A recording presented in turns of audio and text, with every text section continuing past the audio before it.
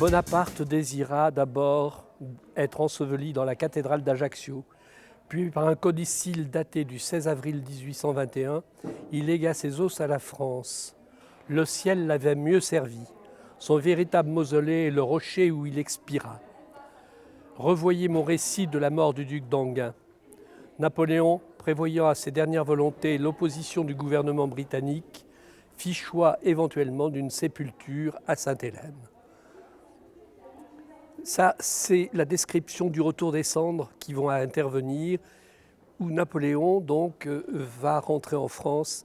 Napoléon qui fut adulé quand il était Bonaparte par Chateaubriand, qui devient ensuite son ennemi irréductible. C'est tout l'art des Mémoires d'outre-tombe de Chateaubriand. Un livre que j'ai découvert parce qu'en classe, quand j'étais en 6e, au cours de français, j'ai un professeur qui nous a fait travailler sur le fameux chapitre où on voit Chateaubriand petit dans la propriété familiale de Combourg avec son père solitaire qui descendait de sa tour et dont le pas s'effaçait dans la nuit pour remonter, donc chacun avec sa lanterne pour dormir. Eh bien, ça a été écrit d'une façon où c'était le pré-romantisme et même, on peut dire, le romantisme qui débutait. Et ça m'a intéressé et je me suis plongé dans les Mémoires d'outre-tombe. C'est d'une écriture absolument somptueuse, avec des descriptions remarquables quand il va aux États-Unis, par exemple. On voit tous ses voyages.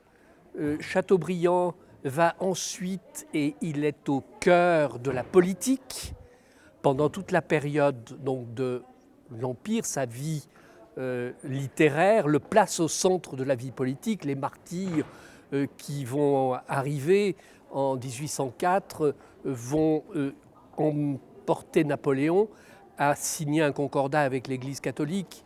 Donc il a un rôle politique très important grâce à sa plume. Et puis ensuite, il devient un littérateur et sa grande œuvre, qu'il reprend sans cesse pendant au moins 30 ans, puisqu'il va mourir beaucoup plus tard, eh bien, sa grande œuvre, c'est les Mémoires d'outre-tombe. C'est véritablement un livre qui est au cœur de l'histoire, de la littérature, de la politique, dans tous les sens du terme. Il fait des analyses extrêmement pertinentes, lui qui est légitimiste. Sous la deuxième restauration, il est en opposition. Il va essayer de contraindre Charles X à revenir sur le trône de France. Il n'y arrive pas.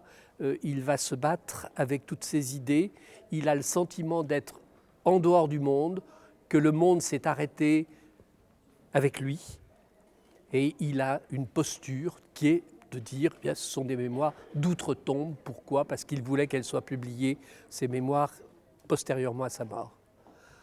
Donc c'est fantastique de lire ça.